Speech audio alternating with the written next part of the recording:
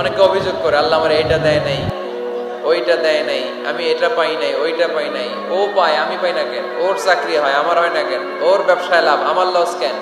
ওর বউ সুন্দরী, আমারটা কালা কেন? আছে না নাই? না, অভিযোগ করবেন না। আপনি যে অবস্থানে থেকে অখুশি, আপনি যেই অবস্থানে থেকে আল্লাহর কাছে অভিযোগ করতেছেন, আপনার এই অবস্থানে আসার জন্য অনেকে আল্লাহর কাছে দোয়া করতেছে, ঠিক কিনা? কিন্তু আপনি এই অবস্থানে খুশি না। অনেকে এই অবস্থানে আসতে চায়, তাদের স্বপ্ন যে তারা একদিন আপনার স্থানে আসবে, কিন্তু আপনি আপনার জায়গায় থেকে খুশি না।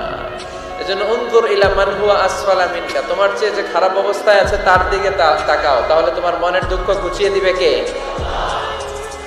আপনার চেয়ে যে খারাপ অবস্থানে আছে তার দিকে দেখেন কি অবস্থা। আপনি এইটা চান, ওইটা চান, কত কিছু লাগবে আপনার। হসপিটালে যে দেখেন ক্যান্সারে আক্রান্ত রোগীদের কি অবস্থা দেখেন। ক্যান্সার যার নেই কোনো অ্যান্সার, বাঁচবে না সে।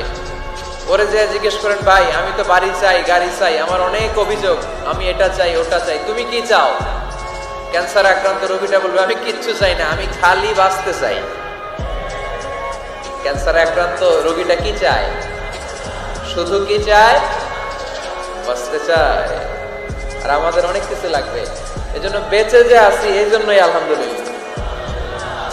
শ্বাস প্রশ্বাস যে নিতে পারতেছি, বেঁচে আছি, অনেক দিয়েছে প্রভু, আর কিছু লাগবে না, আলহামদুলিল্লাহ পড়েন।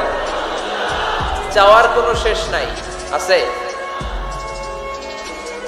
লাউ আন্না লিকুল্লি ইবনি আদম ওয়াদিয়ান মিন যাহাব আহাব্বা আন ইয়াকুনা লাহু ওয়াদিয়ান ওয়া লা ইয়ামলা ফাহু ইল্লা তুরাব।